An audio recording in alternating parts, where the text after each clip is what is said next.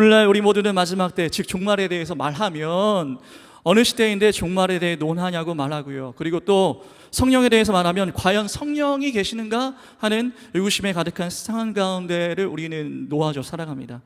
노아는 그런데 묵묵하게 마지막 때를 준비했고요. 요엘은 그 오늘 말씀의 주인공이죠. 요엘은 혼돈의 시대 성령의 실체에 대해서 선포했습니다. 그림자가 아니라는 거예요. 뜬구름이 아니라는 거예요. 진짜라는 거예요. 그럼에도 불구하고 21세기에 하나님께서 여기에 노아와 같은 한 사람, 요엘과 같은 한 사람을 찾으신 줄로 믿습니다. 우리를 노아로 부르시고요, 우리를 요엘로 부르셔서 우리 가운데 부으시고 역사하시고 은혜 주시기 원하신다는 거예요. 이번 주 월요일 14일이었죠. 미국 교회 영적 거장이었던 존 메가더 목사님께서 폐렴 합병증으로 인하여서 소천하여 천국에 입성하셨습니다. 미국 교회와 한국 교회 가운데 아주 건강한 영적 영향력을 행사하시고 발휘하셨던 분이시죠. 저도 이분의 책을 읽으면서 참 많은 것들을 배우고 누렸어요. 존 메가더 목사님의 그 바탕에, 마음의 바탕은 어떤 게 있었냐면 계시로서의 성령, 말씀은 인정했는데요, 은사로서의 성령, 병고침, 치유, 귀신을 쫓는 이런 것들에 대해서는 좀 인정하지 않았지만, 그러다 보니까 어때요? 이분은 교리의 중심, 말씀의 중심에 대해서 믿고 강조하면서도 이거 하나는 확실했어요. 성령 충만한 삶이라는 것이 이게 일회적이 아니다, 일시적 충만이 아니라 이 지속적 충만에 대해서 우리 가운데 강조하며 말씀하셨습니다. 이 중에서도 우리가 점검하며 살아갈 것이 있는데, 마지막 때를 살아가는 우리들에게 그러면 지속적 성령 충만에 대해서 우리는 어떻게 알고 테스트하며 반응할 수 있는가에 대해서 소개해 주셨는데, 첫째 뭐냐면 찬송하고 있는가? 여러분 입술에 찬송 있으십니까? 둘째, 감사하고 있는가? 우리의 삶 가운데 감사로 점철되어지는가? 또 셋째, 가족과 이웃과 친척과 이웃들과 잘 지내고 있는가? 넷째, 자백하지 않는 죄가 있는가? 그리고 다섯째, 자기 중심적이지 않은가? 그리고 마지막으로는요, 기도하고 성경을 읽고 복음을 전하고 있는가? 이게 내적인 요소도 있고 외적인 요소도 있어요. 이것을 통해서 우리를 돌아볼 때에 내가 지속적으로 성령 충만한 것을 누리고 살아가고 있구나. 아니라면 이것을 통해서 나를 점검해 볼 수 있는 내적인 요인, 외적인 요인이 될 수 있는 것이죠. 자, 여기서 우리는 한 가지 반드시 정리하고 들어가야 할 부분이 있어요. 온전히 성령께 붙잡힌 그리스도인들이 될 수 있는 이 방향을 정리해야 돼요. 여러분, 제가 한 가지 묻겠습니다. 여러분, 체험이 먼저입니까? 말씀이 먼저입니까? 이렇게 물어보면요, 보통 다들 어떻게 하죠? 처음 것들을 선택하니까 제가 바꿔서 묻겠습니다. 여러분, 말씀이 먼저입니까? 체험이 먼저입니까? 말씀이 우리 가운데 우선이고 중심인 줄로 믿습니다. 여기서 문제가 되는 영적 경향이 있어요. 이 교리적인 중요성, 말씀 중심을 너무 강조하다 보니까 이게 어때요? 이 은사를 인정한다든지 은사를 인정하지 않아서 교회가 점점 더 메말라가고 있는 형상을 우리 세대 가운데 막 바라보고 있는 것이에요. 그도 그럴 것이 코로나 이후에 급성장하는 교회들이 있어요. 코로나 이후에 아주 부흥하고 성장하는 교회들이 있어요. 데이터가 나왔어요. 목회 데이터 연구소를 통해서 전 세계적인 추세들 가운데 부흥하고 성장하는 교회들의 두 가지를 좀 우리가 보게 되는데, 첫 번째는 어떤 형태가 있냐면 수복음 교회, 오순절 교회 형태들이 성령의 능력을 인정하고 말씀의 교리 위에 성령을 인정할 때 교회들이 아주 폭발적으로 건강하게 성장하고, 두 번째는 소그룹을 잘하는 교회입니다. 자, 여러분께 여쭤보겠습니다. 우리 송내에서 하는 교회는 어떤 교회예요? 말씀과 성령이 충만한 교회인 줄로 믿습니다. 여러분, 소그룹을 잘하는 교회예요. 우리 교회는 소그룹이 아주 전문적인 교회예요. 탁월한 교회예요. 또 훈련에 탁월하고 전문성 있는 교회예요. 그래서 여기 우리는 사랑방 혹은 우리 어르신들은 늘 푸른 대학에 잘 참석하시고 주일날 이렇게 대그룹으로, 특별히 온라인 예배 안 드리고, 중요해요, 온라인 예배 안 드리고 무조건 현장 예배에 나와서 드리는 분들이시잖아요. 여기 계신 분들, 아파도 비와도 눈이 와도 상관없이. 제가 중요한 건데, 여기서 현장 예배 안 드리면 여러분 지옥 가는 거 아닙니까? 제가 농담이듯 진담이에요. 뭐냐면 영국의 한 위대한 청교도 중에 한 사람은요, 우리의 예배의 현실들에 대해서 중요한 논조의 말씀을 한 가지 남겼어요. 뭐라고 했냐면, 예배를 드릴 수 있는데 예배를 드리지 않는 것은 그 자체로 타락이다 라고 우리 가운데 얘기해주고 있습니다. 여러분, 몸이 아프지 않는다면, 여러분 노쇠하여서 연로하여서 힘들지 않다면 현장 예배에 나오시기를 예수님으로 축복합니다. 그것을 통해 우리의 삶 가운데 은혜가 멈추지 않고 사장되지 않고 흘러갈 수 있도록 하나님 계속 우리를 풀어주시는 거예요. 그러므로 현장 예배 완전히 회복하고 함께 모여서 우리 영혼이 말씀과 기도와 찬양으로 충만하면 성령의 한량없는 그 은혜로, 성령의 제한 없는 은혜로 부어질 것을 믿으시기 바랍니다. 이것이 우리 삶 가운데 경험되어져야죠. 성령 하나님의 임재를 믿고 성령 하나님의 역사를 믿으면 그때부터 난리가 나는 것이 누군지 아세요? 마귀이자 사탄입니다. 사탄, 우리의 원수는요, 오늘날 세상 사람들과 세상에 속한 그리스도인이 있어요. 하나님께 온전히 속한 그리스도인이 있지만 세상에 속한 면목상의 그리스도인들이 있을 수 있어요. 이 사람들에게 택한 주요한 전략이 있습니다. 야, 평강하면 되잖아, 평안하면 되잖아 라고 속이는 거예요. 여러분 기억하십시오. 교회는 원수와 싸우고 세상과 싸우는 것이 교회인 줄로 믿습니다. 전쟁터예요. 전장터예요. 그냥 평안하다. 이게 우리 가운데 위장된 거예요. 그런데 어느 순간 교회가 그렇죠. 어느 순간 왠지 강요된 평강이 전부인 것처럼 우리 영적 시야를 다 가려버리고 우리가 마치 능력 없는 것처럼 그렇게 막 서성이지 않습니까? 초천하신 조용기 목사님, 참 제가 여러 목회 선배들 중에 존경하고 사랑하시는 분인데 젊은 시절에 요즘에 유튜브 성교 정말 많이 듣더라고요. 와, 진짜 제가 은혜를 많이 받아요. 목회 초반 불광동에서 여의도 승봉교회 개척했을 때의 일입니다. 토요일 날 저녁에 예배를 준비하시는데 천목교회에서 막 웃는 소리가 들려오는 거예요. 막 깔깔깔깔 되면서 웃음소리가 듣는데 소름이 끼치는 겁니다. 이 보통 웃음소리가 아니고 목사님 영적 직감을 느끼는 거예요. 이건 귀신의 웃음소리구나. 그러더니 조금 후에 문을 두드려서 들어오라고 했더니 그 당시에 종합병원, 대학병원의 소아과 과장 부인이 이렇게 문을 열고 들어오는 거예요. 이 여인을 보니까 얼굴이 새까맣게 뜬 것이 들어와서는 목사님께 물어요. 목사님, 왜 이러는 거죠? 제가 스스로 웃는 것이 아니라 기도하는데 속에서 무서운 웃음이 터져 나옵니다. 그리고 온몸에 소름 끼치는데 목사님 어떻게 해야 합니까? 라고 물었습니다. 근데 목사님께서 이걸 보고 담대하신 것이 아니라 겁이 덜컥 나셨어요. 너무 무서우신 거예요. 보통 사람도 아니고 목사님 마음과 심중에는 의사 선생님의 부인인데 교회에 왔다고 미쳤다고 소문나면 이제 막 시작한 개척교회인데 이거 망하고 말아오면 안 되잖아요. 그러니까 겁이 나신 거예요. 그래서 이 성도님에게 대한 목사님이 겁이 난 반응이, 조용히 목사님인데 뭐라고 하시냐면 빨리 집에 가시라고. 너무 교회에 수고하지 마시고 제발 빨리 교회 가시라고 이렇게 성도님에게 얘기했죠. 그렇게 성도님이 교회를 사랑하시니까 이런 거예요. 목사님, 그러면 교회는 어떻게 합니까? 라고 물어봐요. 했더니 목사님 뭐라고 하시냐면 교회는 죄송한데 당분간 나오지 마십시오 라고 하면서 응답하시고 그 여자를 떠나보낸 다음에 목사님이 우두커니 앉아가지고 겁이 난 걸 마음을 추스린 다음에 앉아서 하나님 앞에 간절히 기도하는 거예요. 하나님 아버지, 저 여자 교회에 안 나오게 하여 주옵소서. 도저히 제가 겁이 나서 감당할 수가 없사옵나이다. 아멘. 한 거죠. 그런데 그 다음 월요일 날이 됐어요. 주일날 끝나고 월요일 날이 됐는데 월요일 날 새벽 예배 설교를 딱 하려는데 그 여자가 들어왔어요? 안 들어왔어요? 덩그러니 들어오는 거예요. 덩그러니 들어와서 이제 설교를 막 시작하려는 찰나에 갑자기 그 여자가 사람들 눈치를 보지 않고 벌떡 일어나가지고 이번에는요, 저번에 깔깔깔깔 됐는데 이번에 하하하 막 웃기 시작하는 거예요. 그러자 그 주변에 있었던 사람들이 희한하다, 이상하다 하면서 주변에 있는 성도들이 한둘 신발을 들고 나가고 나서는 목사님과 그 여자만 1대1로 남았습니다. 그래서 목사님께서 여자 성도님에게 이제 가까이 다가가셔서 말씀하시는 거죠. 자매님, 그렇게 대학 교수의 분이면 교양이 있고 교육을 많이 받은 훌륭한 분이 예배드리는데 어떻게 성도들 대중 앞에서 그렇게 웃으실 수 있습니까? 물었더니 갑자기 여자 눈빛이 변하면서 노려보더니 뭐지? 이 자식아? 하면서, 그러니까 목사님이 어떻게 그런 말들을 쓸 수 있습니까? 그러더니 여자가 얘기하는 거예요. 이 자식아, 내가 이 몸에 10년 동안 집을 틀고 있었다. 그런데 내가 이 여자 꿰어서 나를 쫓아내고자 하느냐? 그러자 마지막으로 목사님 묻습니다. 당신은 누굽니까? 너는 누구냐? 했더니 이 여자가 누구긴 누구냐? 라고 되물은 거죠. 이 상황에서 목사님께서 귀신 들린 여자 성도님을 앞두고 하신 반응과 말씀이 압권입니다. 여러분 어떻게 반응하셨을까요? 조용기 목사님이세요. 조용기 목사님으로 생각하면 얼마나 그 영적 영권이 있으셨습니까? 여러분 생각하기에 조용기 목사님이 내가 나사렛 예수 그리스도를 명하노니 악한 귀신아 쫓겨야 할지어다 이렇게 하셨으면 좋았을 텐데 뭐라고 그 조용기 목사님이 반응하셨냐면 귀신 같은 소리 하지 마십시오. 제발 그러니까 돌아가시라고. 목사님 입에서, 조용히 목사님 입에서 귀신 같은 소리 하지 마십시오라는 반응이 했다는 것이죠. 여러분, 성령의 역사가 나타나면 귀신이 활개칩니다. 귀신이 나타납니다. 그런데 귀신이 건드리지도 않고 잠잠하다, 평안하다 그저 그러면 여러분에게 관심이 없는 거예요.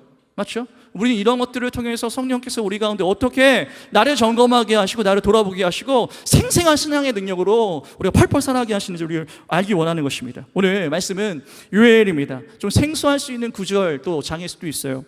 요엘 선지자는 남유다의 요아스 왕 때 활동했던 구약의 선지자입니다. 남유다였어요. 요아스 왕은 7살이라는 아주 어린 나이에 왕이 된 것으로 유명합니다. 제가 어린 시절에 이렇게 역사서를 보다가 어린 시절에 왕이 됐으니까 얼마나 좋아, 나도 일찍이 왕이 되면 얼마나 좋을까라고 하면서 요아스를 흠모했던 적이 있었어요. 그런데 여러분 잘 생각해 보세요. 이게 어린 시절에, 그것도 7살에 왕이 됐다는 것은 어떤 의미인가? 어린 나이에 왕이 되었다는 것은요, 여러분 잘 생각해 보세요. 그의 형제와 그의 부모들이요, 어떤 사고라든지 어떤 일을 당해서 모두 다 죽임을 당했다는 거예요. 죽임을 당한 거예요. 정치적으로 어떤 일들이 일어나서, 암투가 일어나서. 아무리 어린 나이에 남유다의 왕으로 등극했다고 하지만 이제 보세요. 부모도 형제도 모두 잃은 그 어린 왕은 그저 부모의 따스한 손길이 필요한 누구예요? 어린아이에 불과해요. 그렇다면 왜 남유다 가운데 왜 이런 일이 일어나는가? 이스라엘 역사상 가장 악한 왕이 누구였어요? 아합, 또 악한 여왕이 누구였어요? 그의 아내였던 이세벨이었어요. 근데 이 아합과 이세벨의 딸이 누구냐면 그 아달랴라는 딸입니다. 이 아달랴가 남유다의 아주 신앙이 좋았던 여호사밧의 며느리로 들어갔어요. 여호사밧 왕의 아들은 누구냐면 여호람이에요. 그러니까 여호사밧의 아들 여호람의 부인이 누구예요? 아달랴가 이 신앙에 좋은 가문에 악한 여자가 들어온 거죠. 그런데 이제 여호람이 죽고 여호람과 아달랴 사이에 나왔던 아하시아가 그 아버지를 이어서 선대를 이어서 왕이 됩니다. 왕이 됐어요. 이때 어떤 일이 있냐면 아하시아가 왕위를 이어받자마자 그 당시에 북이스라엘에서 일어났던 일이 예후라는 사람이 엘리야의 기름을 부음 받아가지고요, 하나님께서 북쪽에 있는 왕과 남쪽에 있는 아하시아 왕을 처형하라고 하나님께서 계시를 주세요. 그래서 그 와중에 누가 죽어요? 여호람과 아달랴의 아들이었던 그 아하시아가 죽임을 당해요. 이 순간이죠. 이때죠. 이때를 놓칠 수 없었던 악한 왕과 가문의 핏줄이었던 아달랴가요, 이 기회를 몰아서 여왕이 되고자 유다 왕손이었던 아하시아의 그 아들들, 손주들을 본인 손으로 싸그리 다 죽여버리고 본인이 이렇게 여왕으로 등극하고자 했어요. 이때 공주였죠. 아달랴의 딸이었죠. 딸이어서 왕위와 전혀 상관이 없었던 그 여호세베가 죽임당한 남동생 아하시아의 그 아들 갓난장이었던 요아스를 성전에 숨겨서 잘 키워서 6년간 살게 합니다. 이 6년이란 기간 동안에는 어떤 일이 있었어요? 남유다의 악한 그 여왕이 등극해가지고 다스려던 바로 그때 요아스가 7살까지 하나님의 은혜 가운데 성전에서 온전히 자라다가 이제는 멈출 수 없다, 이제는 숨길 수 없다, 드디어 제사장 여호와다가 쿠데타를 일으켜서 유다의 유일한 왕손 중에 살아남은 요아스를 이제 진정한 유다의 왕으로 세우고 아달랴를 끌어내어 채용합니다. 다시 한번 강조하면 어려워. 다시 한번 강조해서 여러분 쉽게 이해해드리고자 설명드리면 오늘날은 좀 간단하잖아요. 유튜브처럼. 뭐냐면 어머니가 아들을 죽인 기회를 이용해서 나머지 가족들을 싸그리 다 죽이고 여왕이 되는 정말 말도 안 되는 드라마와 같은 이 영화 같은 일들이 나타났어요. 이 와중에 그 딸이 조카를 살린 것이고 때가 되자 제사장이 군사들을 일으켜서 그 어머니를 죽이고 조카는 왕으로 죽게 하게 된 겁니다. 여러분 이제 모든 상황이 정리됐어요. 너무 힘겨웠던 시간들이 지나고 아름다운 결말 같습니다. 이해되시죠?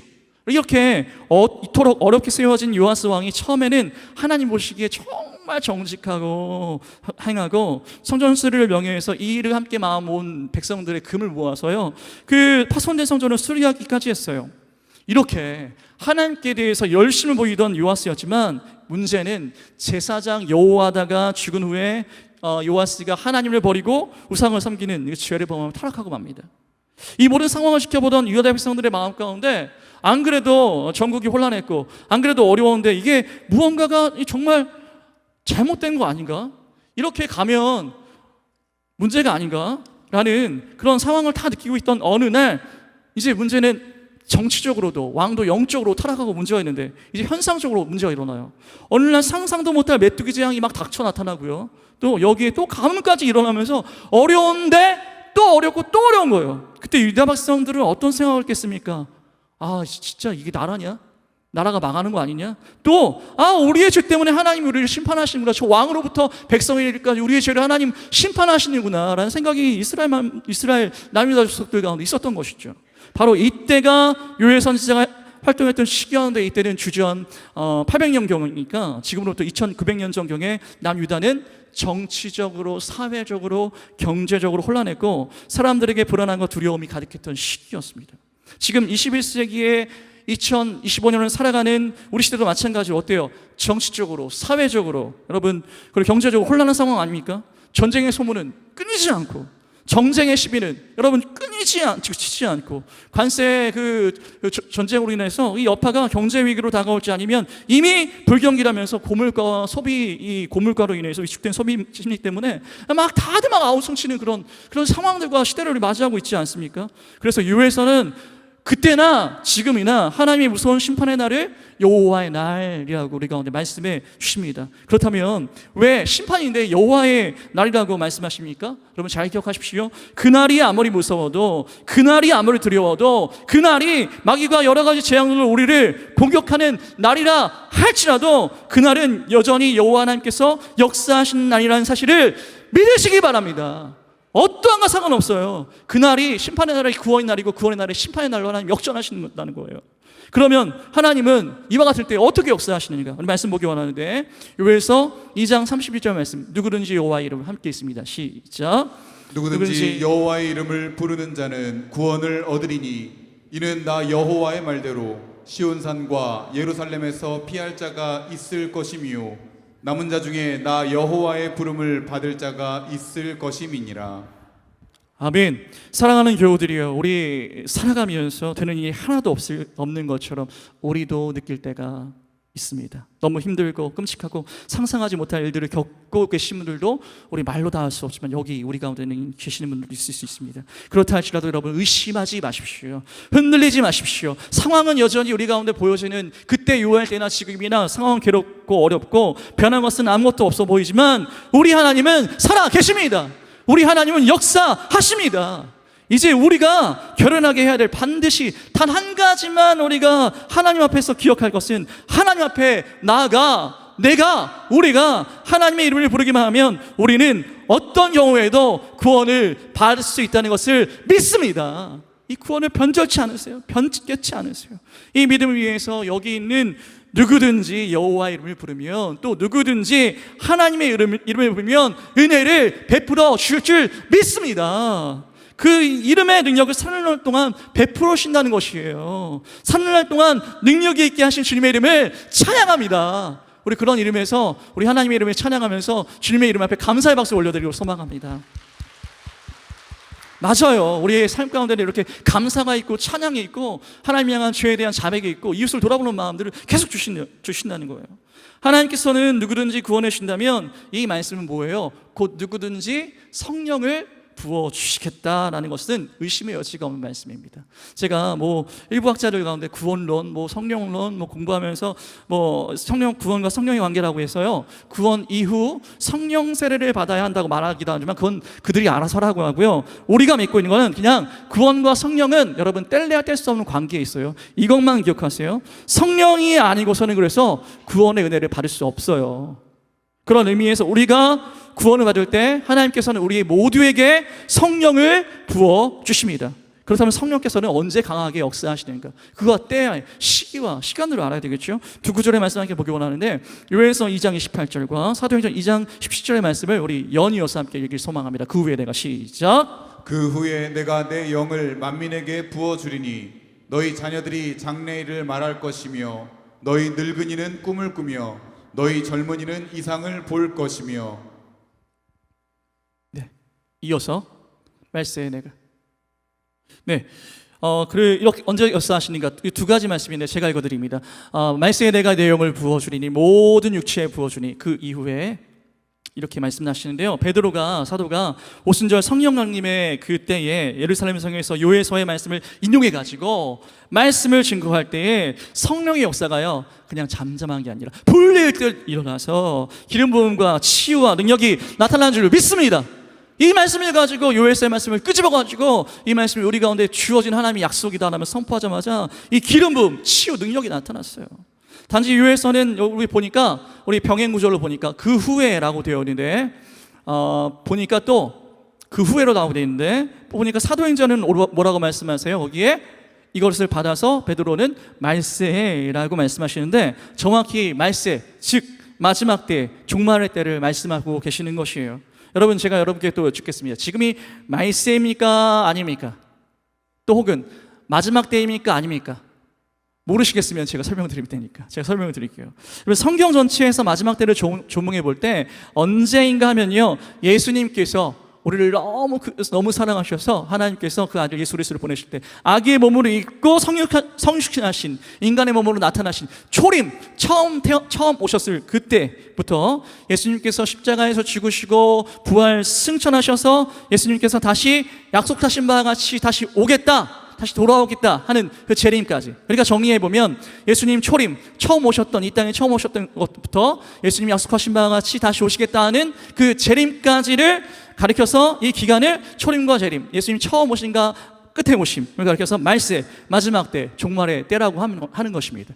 이건 이견이 없어요. 이건 모두가 우리가 믿고 있는 우리 내에서는 약속이에요. 그러니까 지금이 말세요, 마지막 때요, 종말의 때인 것이에요.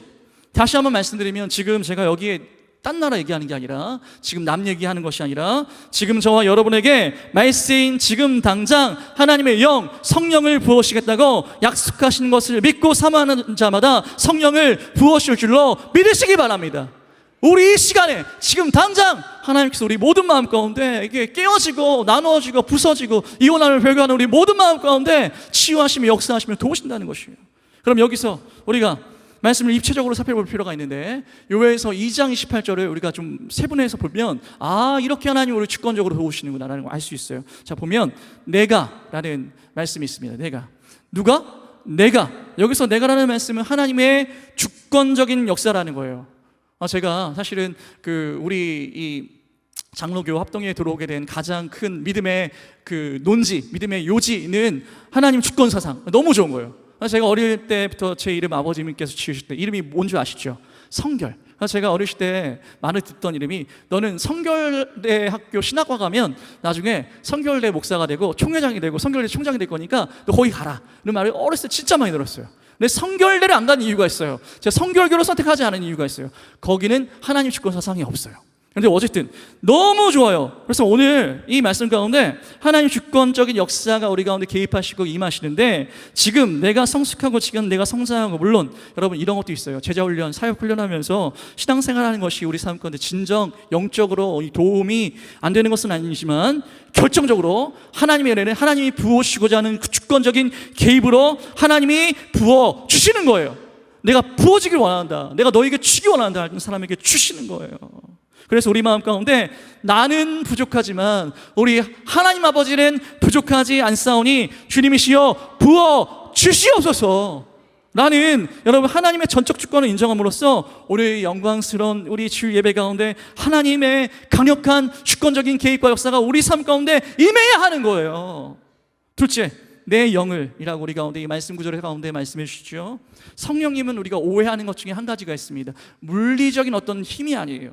여기 대해서 정말 잘못 이해한 누군가는 어떤 목사들은 어떤 잘못된 분들은 성령님을 요술램프에 마치 진처럼 자기가 이용할 수 있다고 생각해요. 내가 성령 이용하면 너 고쳐줄 수 있어. 내가 성령 이용하면 방언할 수 있어. 코카콜라 한번 따라해봐. 코카콜라 하다 보면 은사를 받고 방언을 받는다. 그게 아니에요. 자기 마음대로 성령을 막 주무르는 게 아니에요. 이런 건요 여러분 잘 기억하세요. 무당에 가까워요. 무당이요. 무당에 가깝다는 건 어쩌면 심각하게도 가짜 성령인 귀신의 속임에 넘어간 걸 수도 있습니다. 그러면 성령님은 무엇인가 하면요 인격적인 삼위 하나님 중에 한 분인 줄로 믿습니다. 우리가 순복하고 순종하고 우리가 의뢰하고 신뢰하고 우리가 나가는 거예요. 우리로 하여금 성령께서는 진리를 깨닫게 하시고 감화의 눈물을 주시고 우리 자신의 죄악에 물든 양심을 돌아보게 하십니다. 그리고 영권을 주셔서 교회가 능력이 없을 때 능력이 충만하게 바라게 하시는 줄로 믿습니다. 오늘 우리 삶 가운데 능력이 없다 하시는 분들에게 하나님 능력 주셔서 이 문을 박차고 나갈 때 능력으로 점철되어지는 여러분의 삶이 되어지게 하신다 이거예요. 여러분, 세 번째 우리 가운데 말씀하시죠. 부어주리니. 여러분, 한 방울 두 방울이 아닙니다. 오늘 장마 기간 가운데 놓여가지고요, 폭우, 태풍을 만날 때 비가 어떻게 쫙 내리는 걸 볼 수 있는데, 장맛비와 같이 폭포수와 같이 우리 삶 가운데 부어주겠다라고 말씀하시는 것이고, 하늘의 문을 우리 가운데 보이지 않지만 영적 시야를 들어서 하늘을 볼 때 하늘의 문을 여셔서 우리 삶 가운데 부어주겠다는 것입니다. 오늘 이 현장 예배 가운데 하나님께서 하늘의 문을 우리 삶 가운데 보이지 않지만 믿음의 눈을 들어볼 때 문을 열어주시고 한량없는 은혜를 성령을 통하여 부어주시는 은혜를 체험하고 돌아가시기를 예수님의 이름으로 축복합니다. 이것이 얼마나 대단한 일로 드러나고 나타나는지 우리 말씀을 이어서 보기 원하는데 30절 말씀 보기 원합니다. 요엘서 2장 30절, 내가 이적을 함께 있습니다. 시작. 내가 이적을 하늘과 땅에 베풀리니 곧 피와 불과 연기 기둥이라. 여러분, 여기서 말씀해 보니까 말씀 가운데서 피와 불과 연기 기둥 중에 우리가 알 수 있는 것이 있는데, 피는 우리가 체험할 수 있는 것이고 영적으로 보혈의 능력으로 체험할 수 있는 것이고, 그 다음 불도 우리가 우리 곁에서 여러 가지 모양으로 볼 수 있는 것이고, 연기도 알 수 있듯이 불이 나면 그 연기의 한 모습들을 우리는 볼 수 있는 것인데, 이것은 없는 게 아니라 진짜 실체라는 거예요. 그리고 좀 더 깊이 들어가면 피는 예수 그리스도의 구원이 담긴 예수 그리스도의 피의 복음, 보혈의 능력의 복음인 것이고, 그 다음에 불과 연기 기둥은 구약에서 하나님의 임재와 하나님의 능력이 우리와 함께 하시는 것을 우리 삶 가운데 보여주는 것 아닙니까? 이 말씀은 곧 뭐예요? 그림자가 아니라는 거예요. 가짜가 아니라는 거예요. 실체가 있다는 것이에요. 뜬구름 잡는 것이 아니라 말씀에 실체가 있는 하나님의 선언이자 하나님의 선포를 우리 가운데 깨닫게 하시는 거예요. 그러니까 피의 복음의 생명의 역사와 하나님의 연기의 불과 불의 역사가 우리 가운데 임하게 되기를 원하고 원합니다. 이것이 삼위일체적으로 우리 삶 가운데 임하여지는 것이고, 말씀의 능력으로 실체적으로 우리 가운데 오시는 거예요. 이렇게 피의 복음의 역사와 하나님의 임재의 연기와 그리고 불의 역사가 마지막 때에, 종말의 때에, 지금 이 때에 일어나게 되는데, 그렇다면 차별 없이 임해야 되지 않겠습니까? 나도 받고 여기 여러분도 받고 우리 모두 남녀노소 그리고 남종과 여종 할 것 없이 우리 모두에게 임해야 하는 것이에요. 그래서 우리 말씀 보기 원하는데, 요엘서 2장 28절에서 29절, 그 후에 내가 내 영을 함께 읽기 원합니다. 시작. 그 후에 내가 내 영을 만민에게 부어주리니 너희 자녀들이 장래일을 말할 것이며 너희 늙은이는 꿈을 꾸며 너희 젊은이는 이상을 볼 것이며 그때 내가 또 내 영을 남종과 여종에게 부어줄 것이며. 아멘. 여러분, 본문 가운데 늙은이는 뭐 하고요? 꿈을 꾸고, 그리고 젊은이는 뭐 하고요? 이상을 보고, 그리고 자녀들은 뭐 하고요? 장래일을 말하게 될 것이다 라고 우리 삶 가운데 분명히 말씀하시죠. 여러분, 보니까 우리 교회와 맞닿아 있잖아요. 믿음의 3대 아닙니까? 선대의 그 은혜 아닙니까? 선대의 은혜가 후대까지 이어주게 하시는 믿음의 결정적인 것들이 우리 삶 가운데 보이지 않아요? 여기서 늙은이, 젊은이, 자녀들을 향하여서 차별 없이 성령을 부어주신다는 것이죠. 여기서 한 가지 정할 것이 있어요. 여러분, 오늘 늙은이라는 이 표현에 제가 말씀드리는 것이 아니에요. 기분 상하지 마세요. 말씀에서 말씀하고 있으니까 늙은이라고 제가 여러분이 표현하는데, 늙은이라는 표현에 살짝 기분이 안 좋다 하시는 우리 분들이 있다면 그분이 여러분 늙은이시세요. 맞죠? 그런 분들에겐 여러분 오늘 성령 받고 나가실 때는 반드시 돌아가게 하실 줄로 믿습니다. 근데 어쨌든 간에 여러분, 우리 어르신들, 늙은이들을 속해 있는 어르신들을 좀 격려하고 위로하는 차원에서 말씀드리면, 우리 이거 이렇게 정하는 거예요. 늙은이가 나이는 80세이지만 외모는 60처럼 보이게 하여 주옵시고. 아멘이세요? 다시 한번. 늙은이 80세지만 나이는 외모로는 60처럼 보이게 하여 주옵시고. 여러분, 근데 이게 가능해요. 왜냐하면 우리 믿는 분들에게 안 하는 게 있잖아요. 여러분, 술, 담배 안 하시잖아요. 그럼 어때요? 외모가요, 그 같은 연배에 있는, 동년배에 있는 분들보다 더 젊어 보여요. 제가 장례식장에 한 번씩 이제 갈 때마다, 고향에 있는 장례식장에 한 번 친구들, 아버님, 뭐 어머님, 소천하씩 가실 때마다 깜짝깜짝 놀라요. 뭐냐면 저랑 같은 나이인데 왜 이렇게 늙어진 거야? 왜 이렇게 이게 처지고 너 이렇게 힘든 거야? 라는 생각이 드는 것이죠. 생각이 드는 것이죠. 그만큼 우리 사랑하는 여기 계시는 우리 교우들은요, 술 담배 안 하심으로 여러분의 생생한 체력과 그리고 여러분 생생한 외모가 끝까지 가게 하실 것을 믿습니다. 그런 마음으로 여러분, 언어는 80대지만 40대의 언어를 우리 삶 가운데 말하며 바라게 하여 주옵시고, 마지막 뭐예요? 꿈은 20대처럼 꿈꾸게 하여 주옵소서. 여러분 너무 좋죠? 다시 한번, 80대지만 실제로 나이가 80대 90대지만 외모는 60대처럼 보이게 하여 주옵시고, 또 언어는 40대처럼 말하게 하여 주옵시고, 또 꿈은 20대처럼 꿈꾸게 하여 주옵소서. 여러분, 이와 같은 비전을 여러분과 제가 공유하는 거예요. 점점 시니어 목회가 되어가고 있대요. 점점 교회가 늙어가고 있대요. 여러분, 늙다고 하나님께 쓰임받지 못하는 것이 아니고요, 여러분 영적 용량으로 하나님께 쓰임받는 줄로 믿습니다. 기도하며 전진하며 하나님 우리를 사용하시는 것이에요. 그런데 사실 진짜 하나님 앞에서 우리는 어때요? 차별이 없습니다. 왜냐하면 늙은이도 하나님을 어떻게 불러요? 하나님을 아버지라 부르고, 또 그 이후에 젊은이들도 하나님을 아버지라 부르고, 또 우리 자녀의 세대들도 하나님을 아버지라 부르니까 우리 모두는 하나님 아버지를 섬기는 주 안에서 영적 가족들이자 영적 형제요 자매들인 줄로 믿습니다. 그럼 우리의 따뜻한 마음, 사랑과 축복의 마음을 담아서 서로 간에 인사하기 원하는데 이렇게 인사하시겠습니다. 사랑합니다, 축복합니다 라고 인사하시겠습니다. 사랑합니다, 축복합니다. 우리는 영적 가족입니다. 우리는 영적 형제 자매입니다. 그리고 이어서 말씀을 통해서 또 깨닫기 원하는 것은 29절에 보니까요, 뭐라고 말씀하셔요? 남녀를 차별하지 않는다. 또 29절에 또 구체적으로 남종과 여종에게 붙은 종을, 좀 종의 그 어원을 보면 이 히브리어로 노예라는 뜻을 갖고 있어요. 그러니까 하나님께서 남녀 차별 없이, 사회 계층의 차별 없이 성령을 부으시겠다 이거예요. 신약 사도행전에 이르러 성령의 부으심에 우리는 그래서 가리지 않고, 제한하지 않고, 그리고 차별하지 않고 성령의 이 부으심의 보편성을 발견합니다. 다 부으신다는 거예요. 그런데 우리 다시 한번 요엘서로 돌아가 보면, 구약 요엘서에 의하면 구약의 성령은요, 특수성을 가지고 있어요. 특수성. 이 특수성이라는 게 어떤 거냐면, 구약에는 꼭 성령을 부으시는 사람들은 정해져 있어요. 세 가지의 직분이 있어요. 삼종직이라고 하는데, 왕과 선지자와 제사장들만 성령 받았어요. 그럼 나머지 사람들 없어요.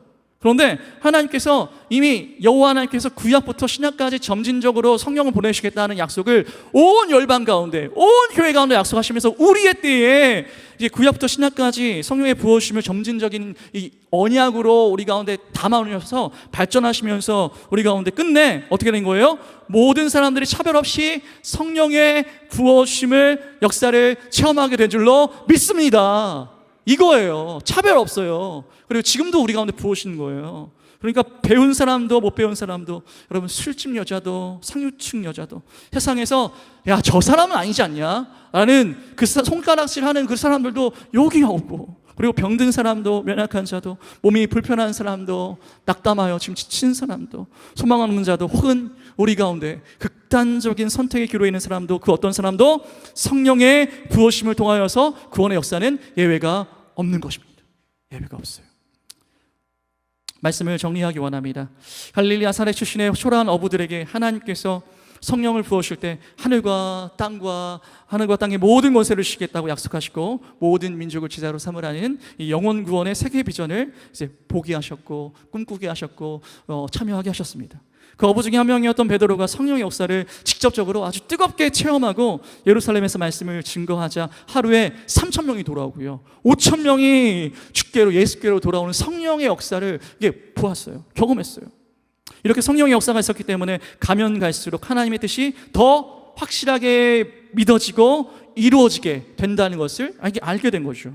이와 같은 차원에서 우리가 성령님을 통하여 점점 더 하나님을 발견하고, 점점 더 하나님의 뜻을 발견하면서 하나님의 뜻에 맞는 기도를 할 때에 점점 더 성숙하게 하시고, 점점 더 진보하게 하시고, 또 우리 삶 가운데 개인의 성령의 부어주심을 통하여서 점점 더 우리 예수 그리스도를 닮아가게 하셔서, 그리고 우리 언젠가는 이 영화로운 몸을, 영광스러운 몸을 잊게 되는 것을 우리는 확신하게 되는 것입니다.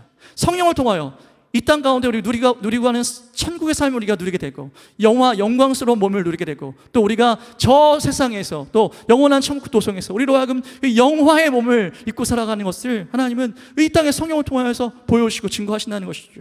사랑하는 그래서 교우들이요. 그래서 선교적 삶을 살아내는 단기 선교의 사역의 일주일이 정말로 우리 삶 가운데는 귀한 것으로 다가옵니다. 여러분의 1년 중에 얼마나 선교사적인 삶을 살아가십니까? 단 하루라도 선교사의 삶을 살아내지 않는다면 복음은 우리의 삶 가운데 희미해지기 마련입니다.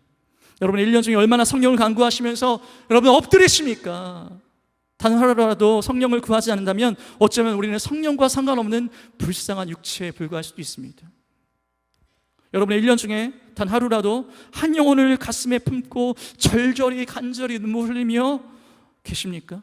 하나님의 마음, 목자의 심정, 눈물을 흘리며 엎드리며 간구하며 호소하는, 이거 품어보지 않거든요. 내 이웃을 향해서 사랑한다는 말도 혹은 미안한다는 말도 죄송한다는 말도 꺼내지도 못하는 돌같이 단단한 마음이 예수 믿어도 우리가 될 수도 있다는 것입니다. 제가 작년까지요 일본 북해도로 단기선교 다녀오고 지난주에 이제 막 올해는 태국 단기선교로 치앙마이로 단기선교 다녀오면서 이들 국가들의 영적인 공통점들을 발견하게 됐어요. 일본은요 천황을 섬기는 국가종교 신사가 버젓이 곳곳마다 다 있고 또 불교가 얼마나 득세하는지 아주 강력합니다. 귀신이 얼마나 활개를 치는지요 그 나라 가운데는 음란이 정말 가득하고요 음산하고. 태국은요 국왕을 신처럼 숭배하니까 이렇게 국왕의 사진이 곳곳에 다 있어요. 그리고 곳곳에 하는 곳마다 이 불교의 재단이 불상이 다 놓여 있는 거예요. 아 이거 정말 너무 강력한 거죠. 너무 안타까운 거예요. 여기도 귀신이 얼마나 난리를 치는지 이로 인한 영적 여파가요 지금 제가 선교사님께 들어보니까 트랜스젠더끼리 결혼하는 것이 합법화가 되었고 동성끼리 결혼하는 것이 얼마 전에 합법화되었다라고 말씀하시는 거죠. 얼마나 안타깝습니까? 얼마나 이게 안타까운 현실이에요. 그런데 우리의 조국 대한민국 하나님께서 얼마나 사랑하셨는지, 사랑하시기로 작정하셨는지, 150년 전에 미국 선교사님들을 이 땅 가운데 정말 어둡고 아무것도 영적으로 유익이 없었던 이 땅 가운데 보내주셔서요 그것도 1907년에 그것도 일제시대 그 한복판에 원산과 평안 한가운데 주의 성령을 부으셔서 이전에 우리도 일본과 같이 샤머니즘 정한수 넣어놓고 비나이다 우리도 불교 신상 섬겨놓고 다 온갖 신들 잡신을 다 섬겼던 그 샤머니즘, 또 이전에는 또 불교의 그 유교의 지배 속에서 우리를 이렇게 굳어져 있고 또 불교의 그 세력들 가운데 우리는 물러날 수 없었던 영적 현실들 가운데 하나님의 예수 그리스도의 복음이 성령으로 말미암아 다 물러가게 하신 줄로 믿습니다. 이게 얼마나 큰 은혜예요. 그래서 생각하게 되는 거죠. 대한민국을 영적 강국이자 제사장 나라로 삼으신 데는 하나님 입장에서는요 다 이유가 있는 거예요. 이 삼천리반도 금수강산 가운데 뭐가 있길래 보니까 옆에 눈을 좀 돌아보면 러시아는요 광활한 땅이 있고요 그리고 중국은 무수한 인구가 있고요 일본은 부강한 경제가 있는데 우리나라 뭐가 있노? 우리나라 아무것도 없어요.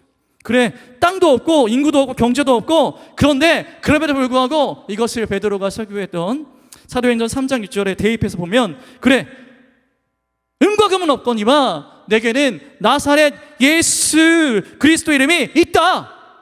은과 금은 없지만 우리 가운데 내게 있는 것은 오순절 성령이 우리와 함께 계신다. 이것을 여러분 믿으시기 바랍니다. 우리 가운데 예수 그리스도 이름이 있고 우리 가운데 오순절 성령의 놀라운 임재와 능력과 위로가 있다는 것이에요. 이것을요 어디를 가면 알 수 있냐면 단기 선교 현장들 나가면요 우리 누구 가운데 다 안타까운 현실들을 영적 현실들을 보게 하셔요. 단기 선교의 일주일이 힘들다면 사랑하는 우리 여러분들이요 특세 일주일의 자리를 1년에 우리 교회는 2차례 합니다. 상반기와 하반기에 하는데 이것을 잘 지켜가는 것은 어떻습니까? 이렇게 특세를 하고 나서 사랑방에 들어가서 형제와 자매들 가운데 믿음의 영적 교류들이 막 일어나서 유무상통하여지고 또 훈련을 여러분 사역훈련 제자훈련 받으면서 여러분의 시간과 하나님의 시간이 만나는 영적인 접촉점들이며 늘어나면 늘어날수록 성장하고 성숙하고 진보되어지고 그럴수록 성령님께서 여러분의 시간과 공간을 장악해 주실 줄로 믿습니다. 제가 이게 너무 좋아요. 성령께서 우리의 가정을 책임져 주셔서 시간과 공간을 장악해 주십니다. 성령께서 우리 가운데 개입하여 주셔서 우리 교회 모든 공간과 시간 가운데 성령으로 장악해 주신다. 이를 적용하자면 이와 같이 마지막 때에 그리고 성령께서 여러분 모두에게 한량없이 주의 성령으로 약속된 성령이 부어지면 여러분 주위에는 어떤 우리 적용이 일어나요? 가난한 자를 찾게 돼요. 여러분 우리 주변에 실제로 영적으로 가난한 사람들, 물질적으로 가난한 사람들을 향해서 주고 그분들을 이렇게 인도해 주고 또 우리 가운데 포로된 자를 찾게 하세요. 진짜 제가 태국 가서 느낀 게 있어요. 태국에도요 그 미얀마의 로힝야족들이 막 산족들이 들어와가지고 난민들이 무국적자들이 많아요. 정말 그런 포로된 사람들이 지금 우리 가운데 있어요. 노예 같은 사람들. 그런 사람들 향해서 우리가 살펴보게 하시고 또 우리 가운데는 어떤 사람들이 있죠? 이주민들이 있죠. 지금도 여전히 그 삼국에서 제3국에서 들어와서 이 나라에서 한국 땅에서 하는 노동자들 그 사람들이 포로된 자라고 할 수 있을 것 같고 또 눈먼 자들을 우리로 하여금 찾게 하십니다. 실제적으로 어려움이 있는 사람들이 영적 시야가 가린 사람들이죠. 또 눌린 자를 찾게 하시는 것이에요. 이들을 돕기 위한 성령의 능력을 하나님께서 저와 여러분에게 부어주셔서 여러분 그때에 이런 사람들을 찾아갈 때 하나님께서 그저 우리를 돌려보내신 것이 아니라 우리를 들여보내신 것이 아니라 우리 삶 가운데 성령의 능력으로 현존하시고 함께 하셔서 우리로 하여금 병든 사람을 고치게 하시고 병든 사람을 고치게 하시고 많은 귀신들을 내쫓게 하실 것을 예수님의 이름으로 축복합니다. 이러한 삶 가운데 성령과 함께 동행하며 누리며 경험하며 마지막 때 성령의 놀라운 증거가 결정적으로 여러분의 삶 가운데 나타나게 되시기를 예수님의 이름으로 축복합니다.